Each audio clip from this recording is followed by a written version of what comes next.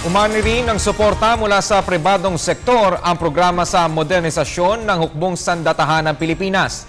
Ito'y nang magkaloob ng donasyon ang isang foundation para sa pagsasaayos ng V. Luna AFP Medical Center. May report si Dina Pagipitan. Ang pagtulong raw ay walang pinipiling oras, lugar at pagkakataon. Nasa posisyon ka man o wala, eleksyon man o hindi. Kaya naman bilang pasasalamat sa ating mga kawal, isa na namang public and private partnership ang pinatunayan. Ito ay matapos na mag-donate ng 2 milyong piso ang OB Montessori Foundation sa V. Luna AFP Medical Center na naglalayo na magpalawig ng operational brotherhood.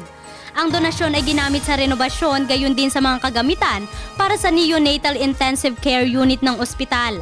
Layo nito ang maisaayos palalo ang mga kakailanganin sa panganganak ng mga kabiyak ng ating mga sundalo. Kaya ang aming paniwala, tulungan ang mga sundalo, lalo na yung napinsala at ang kanilang mga anak o pamilya. Ipinarating naman ng pamunuan ng AFP Medical Center ang kanilang pasasalamat sa foundation.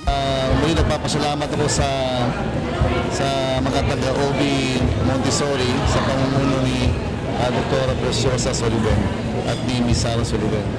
At sana ay ito ay maging malaking tulong sa ating mga kasundaluhan. Bukod sa nasabing donasyon para sa rehabilitasyon ng ICU ng ospital, patuloy din ang mga donasyon ng prosthetics para pa rin sa ating mga sundalo na nadisgrasya gawa ng hindi inaasahang insidente. Isa na dito si Josebok Domingo, 51 years old, sundalo, kung saan naputulan ng paa sa isang vehicular accident noong 1988.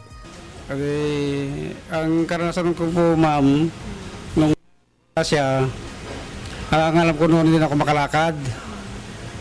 Ngayon, sinabi sa akin ng aking boss na si Colonel Bagasin na mag-hospital ako sa AFP Medical Center para mabigyan ako ng artificial legs.